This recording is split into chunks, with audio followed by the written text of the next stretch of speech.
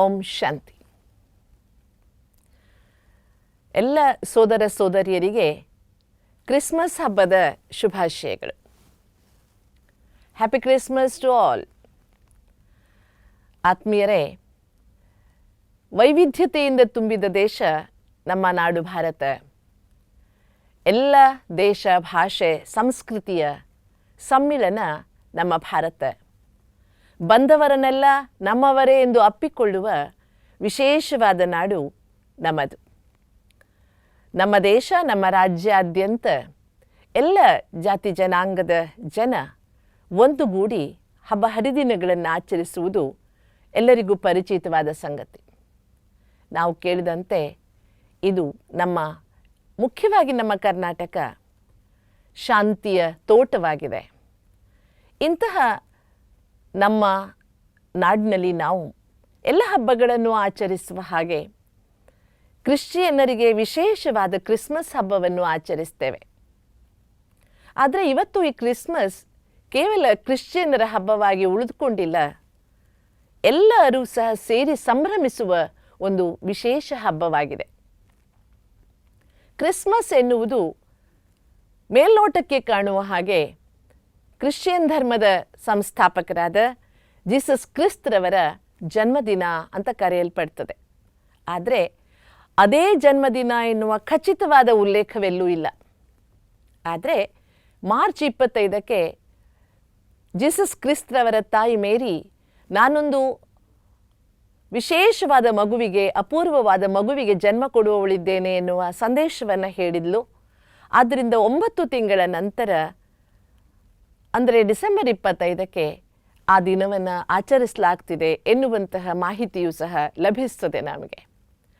ಕ್ರಿಸ್ತ ಎನ್ನುವ ಹೆಸರನ್ನ, ಮೊದಲ ಶಬ್ದವನ್ನು ಕ್ರಿಸ್ಮಸ್ ಅಂದರೆ ಮಾಸ್ ಎನ್ನುವ ಹೆಸರನ್ನು ಜೋಡಿಸಿ ಕ್ರಿಸ್ಮಸ್, ಕ್ರಿಸ್ತನ ಜೊತೆಗಿನ ಸಂಬಂಧ ಎನ್ನುವ ಅರ್ಥದಲ್ಲಿಯೂ ಸಹ, ಎಲ್ಲರೂ ಸೇರಿ ಆಚರಿಸುವುದು, ಸಂಭ್ರಮಿಸುವುದು ಎನ್ನುವ ಅರ್ಥದಲ್ಲಿಯೂ ಸಹ ಇದನ್ನು ಆಚರಿಸಲಾಗುತ್ತೆ. ಪ್ರತಿ ವರ್ಷದ ಡಿಸೆಂಬರ್ 25ರ ರಾತ್ರಿ ಇದನ್ನು ಆಚರಿಸಲಾಗುತ್ತೆ. ಸೂರ್ಯಾಸ್ತದ ನಂತರ ಸೂರ್ಯೋದಯದ ಒಳಗೆ ಈ ಹಬ್ಬವನ್ನು ವಿಶೇಷವಾಗಿ ಆಚರಿಸಲಾಗ್ತಾ ಇದೆ.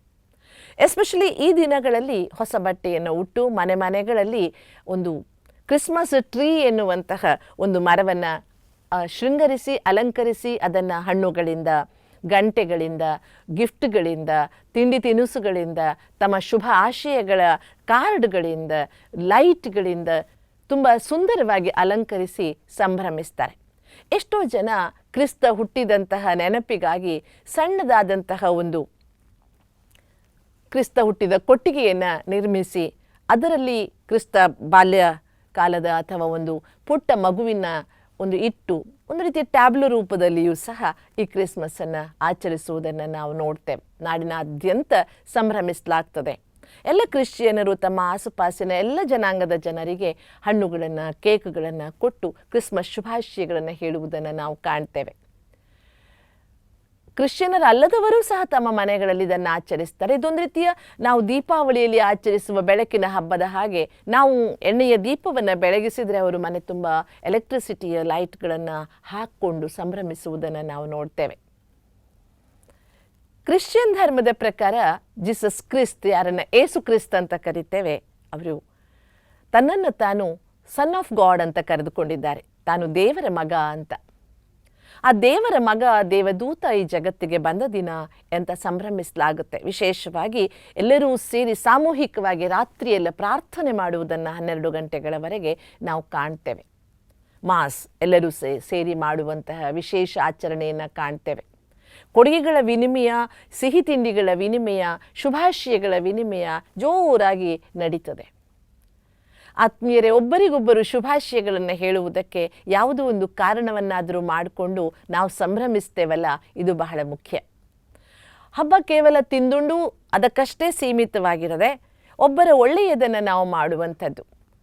ಜೀವನದಲ್ಲಿ ಬಂದ ಘಟನೆಗಳನ್ನೆಲ್ಲ ಆವತ್ತಿಗೆ ಮುಗಿಸಿ ಪೂರ್ಣ ವಿರಾಮವನ್ನಿಟ್ಟು ಎಲ್ಲರನ್ನೂ ಸಹ, ಅಂದರೆ ಕೇವಲ ಸ್ನೇಹಿತರನ್ನಷ್ಟೇ ನಾವು ಶುಭಾಶಯ ಹೇಳುವುದಲ್ಲ, ಈವನ್ ನಮಗೆ ಯಾರ ಜೊತೆಗೆ ಸ್ವಲ್ಪ ಮನಸ್ತಾಪ ಆಗಿದೆಯೋ ಅವರನ್ನೂ ಸಹ ಆ ದಿನ ಸಂಧಿಸಿ ಶುಭಾಶಯ ಹೇಳುವುದು ಈ ಹಬ್ಬದ ವಿಶೇಷತೆಗಳಲ್ಲೊಂದು.